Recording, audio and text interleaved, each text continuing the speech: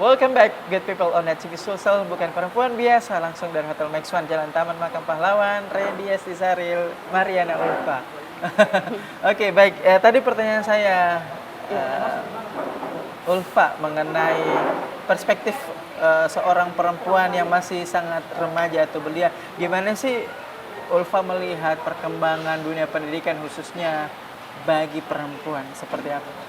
Oke, baik, terima kasih Kak. Jadi kalau saya lihat yang ada di Kota Makassar inilah Kak, yang contohnya masih kurang untuk pendidikan yang terkhusus untuk perempuan.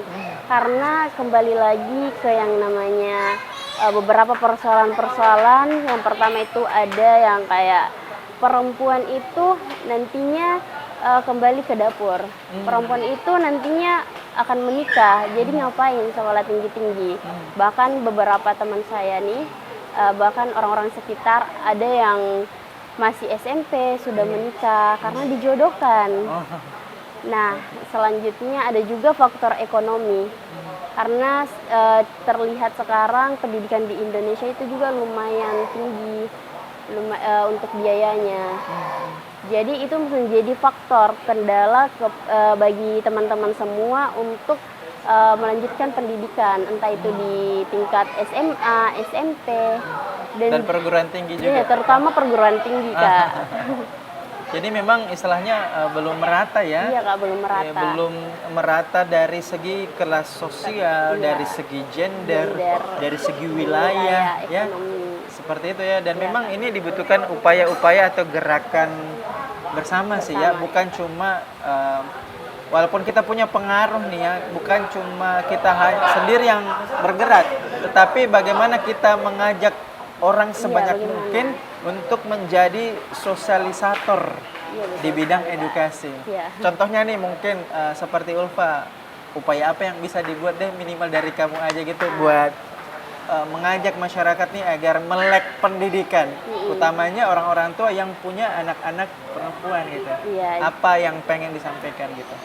Yang disampaikan nih untuk orang tua di luar sana yang memiliki entah itu perempuan ataupun laki-laki nih, pendidikan itu adalah hal yang sangat penting. Karena seseorang sekarang dilihat dari bukan hanya ketampanan, bukan hanya dari kecantikan, tapi dia perlu juga memiliki wawasan yang luas. Karena di luar sana nantinya, apalagi di tahun-tahun yang akan datang, teknologi semakin canggih dan kita perlu penambahan wawasan-wawasan lagi. Jadi agar kita tidak ketinggalan sama orang-orang sekitar. Dan untuk yang seperti yang menikah nih, itu pernikahan mungkin dini. Ya, pernikahan dini perlu kita kesampingkan dulu. Kita utamakanlah dulu yang namanya pendidikan.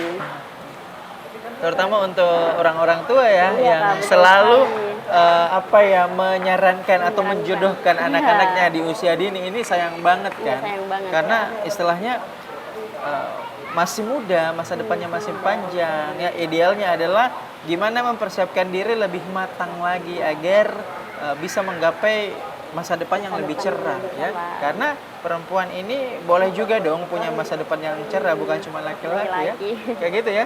Iya Kak, sekali. Oke, keren nih. Kalau untuk pengalaman tak terlupakan Ulfa nih, apa yang nggak bisa dilupain dalam hidup mulai dari kecil sampai mungkin hari ini, atau diantaranya itu apa yang nggak bisa dilupain mulai dari mungkin yang tak terlupakan itu mungkin kesedihan, kejengkelan, kebencian, kebahagiaan, takjub, speechless. Ada sesuatu pengalaman yang susah dijelasin tapi rasanya campur aduk, kebanggaan, prestasi, atau sesuatu yang lucu, yang memalukan atau apa? Atau apa? Ada nggak sih pengalaman terlupain yang nggak bisa dilupain? Ya, untuk pengalaman yang tidak bisa terlupain itu terutama yang pas SD Kak. Apa tuh? Yang olahraga itu. Kenapa? Alhamdulillah ikut yang kan sebelumnya karena mungkin saya introvert. Jadi saya lebih kayak mengurung diri, tidak punya teman. dan terkadang dibully walaupun secara verbal. Terkadang orang-orang itu tidak sadar dengan perkataan mereka, namun dengan itu saya meyakini diri saya hari itu menangis sejadi-jadinya beberapa hari karena perkataan itu.